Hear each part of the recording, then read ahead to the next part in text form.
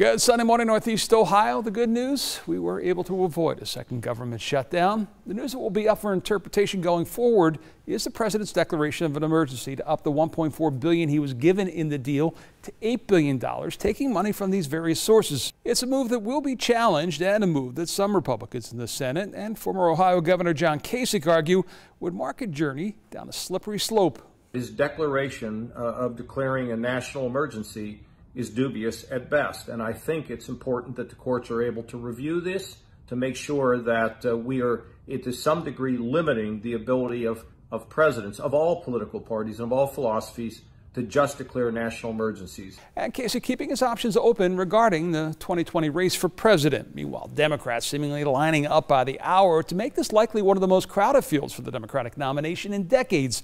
The youngest among them likely to be Indiana Democrat Pete Buttiegieg, who spent yesterday up in New Hampshire, but we caught up with him earlier this week in Parma.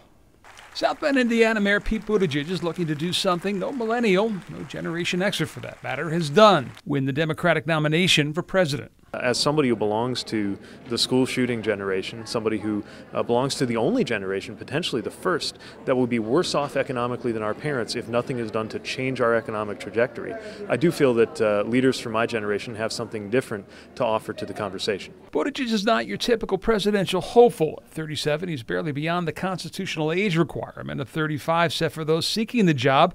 He's a military veteran, openly gay, and the mayor of a city not all that much larger than the city of Parma that he came to visit this night. So what qualifies him for the job? I know this sounds like a cheeky answer for the youngest person in the conversation, but the answer is my experience. I have going on 8 years of experience in executive leadership in government, which means that I have more years of government experience than the president, and I also happen to have more combat zone military experience than anyone who's arrived behind that desk since George H.W. Bush. I understand the audacity, or somebody young and somebody who's a mayor of a mid-sized Midwestern city entering the 2020 conversation, but I actually think that we would be better served if Washington started looking more like our best-run cities and towns rather than the other way around. And I got plenty of respect for the other people in the conversation, but I'm not sure it's automatically the case that many years in Washington or a lot of time in Congress makes you better suited for this office. We're just a couple of miles from Sherrod Brown's house. Should he get into the race, would you not be in the same lane with him? I think I'm pretty different from all of the other people in the conversation. I certainly admire and respect him, and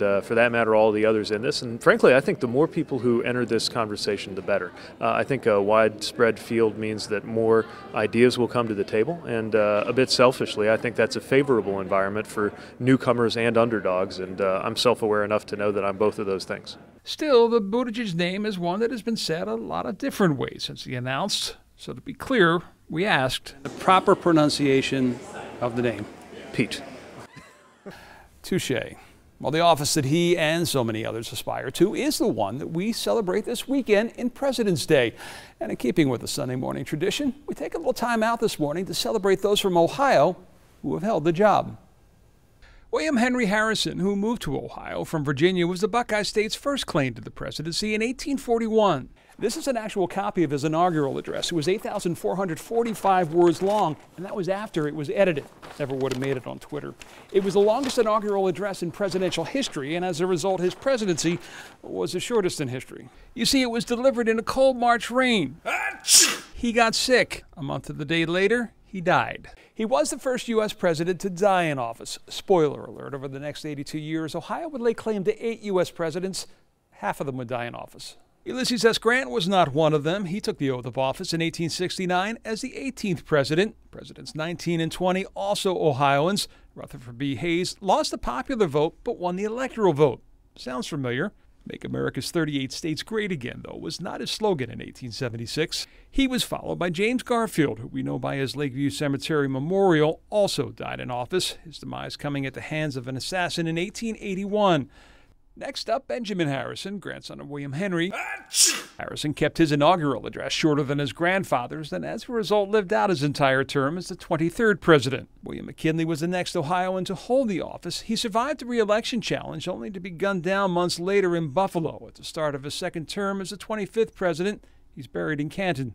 Snowed 10 inches a day, Ohioan William Taft was sworn in. Taft later becoming Chief Justice of the Supreme Court, so he's the only man to ever take and administer the presidential oath, which he did with Calvin Coolidge.